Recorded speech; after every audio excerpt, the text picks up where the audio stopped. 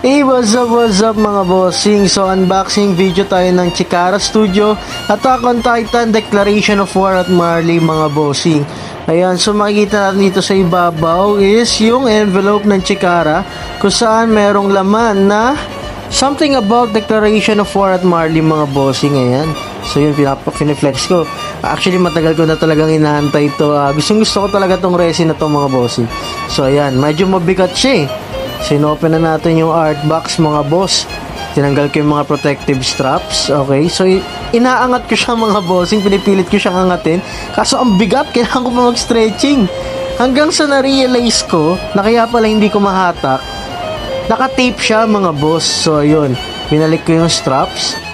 So sa ganitong way kasi mga bossing, binabaliktad ko yung brown box para mas madali natin mailabas yung art box niya mga boss. Para hindi masyadong ma-feel yung pressure kapag hinahatak mga bossing. Ayan, dito naman, yung mismong art box yung ibabaliktad natin para lumabas yung styro niya mga boss. Ayan o. O, diba? Easy. Easy, pero pawis na pawis. Pawis na pawis mga bossing. Ayan. Pahinga konti. Ayan. Tamang scroll muna sa messenger mga bossing. Kasi nakapagod din siya. Mag-exert ng effort mga boss. Ayan. So, ayan, kinakater na natin yung mga tape sa sides na nakapalibot, mga boss. Ayan, tinanggal ko ulit yung strap.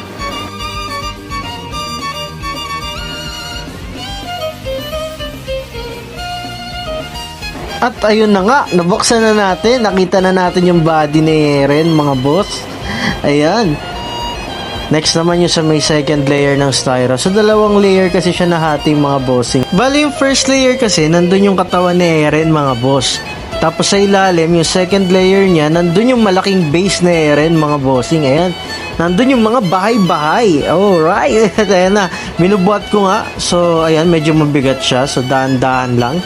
Baka mabasag natin pag bigla nating hinili. So, ayun. Okay. O, yun, nanlaban pa nga. Oh, diba? Grabe. May establishmento sa ilalim. Ayan, pinapakita ko sa inyo yung number sa ilalim ng base niya, mga bot. Yan. Yan o, tamang hinga muna. Tamang hinga. Ayan, next yung body ni Eren, mga bossing. Ayan. Madali lang siya ilagay, actually, madali lang. Kasi may mga pegs naman. At fit na fit doon sa mismong butas niya. Ayan, next is yung parang karugtong ng cathedral or watchtower, mga bossing. At dito, chinecheck ko mismo yung head ni Eren, no? So, okay. Ayan, o. Walang putol sa buhok, mga boss. Goods. So dito mga bossing, tinatanggal ko yung mga smoke effects sa mismong body ni Eren, mga boss. Ayan. Yan naman yung mga nilalabas natin. Madali lang siya ikabit ha. Ayan, malalaki sila mga bossing eh. Ayan. So dito sa part na to mga boss, ang hinahanap ko naman is yung mga maliliit na parts or details ng resin mga boss. Ayan, yung mga light street lamps at yung maliit na tao mga bossing. Yun talaga yung pinaka hinahanap ko dyan eh. Kasi importante yung detalye na yun mga bossing. So napansin ko nga na parang wala yung maliit na tao na yun mga boss. Hinahanap ko siya maigi, baka na misplace ko lang.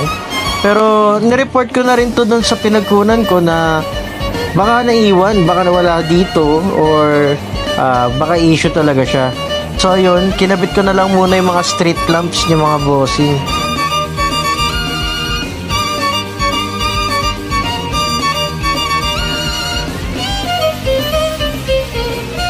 Almost done na tayo dito mga boss. So yun na lang talaga yung kulang natin, yung maliit na tao.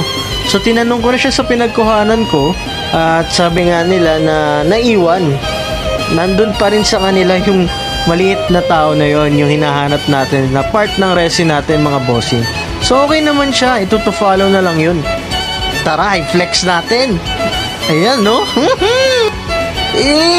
Napakaangas nito mga bossing. Ayan, nilagay ko yung Pop XL. Ayan, o. Pop Parade XL na Eren ko sa tabi ng Chikara resin na Eren. Napakaangas mga boss. Solid naman. Ayun, o. Pogi. Yun, o. Halimaw to mga bossing. Grabe yung Chikara Studio dito, mga boss. Ayan, o. Hindi naman sa hinahype ko, pero mga boss, ang tagal ko talagang pinangarap tong resin na to. Ayun o, solid! Yeah! Grabe talaga, Limaw. O nandyan mga boss, dito lang sa Boss M Toys.